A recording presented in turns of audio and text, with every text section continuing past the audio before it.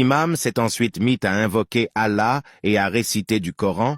Au bout d'un certain temps, ils réussirent à creuser une tombe, mais au moment de porter le corps pour le descendre dans le trou impossible de le porter, ils se sont mis à plusieurs mais rien à faire. C'est comme si son corps pesait des tonnes, l'imam se remit à réciter du Coran et ils sont réussis tant bien que mal à la porter et la faire glisser. Une fois le corps dans la tombe, les hommes qui étaient venus pour aider l'imam ont décidé de partir comme convenu. L'imam se retrouva seul dans le cimetière avec la défunte. Il s'est mis à penser à tout ce qui venait d'arriver, toutes les difficultés qui ont traversé pour un simple enterrement, puis l'imam, pris de curiosité, il décida de dévoiler le visage de cette femme.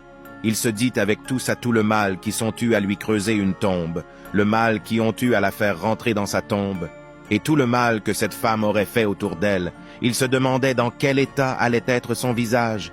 Il ouvrit le haut du linceul et dévoila le visage de la femme, et fut choqué par la découverte qu'il allait faire.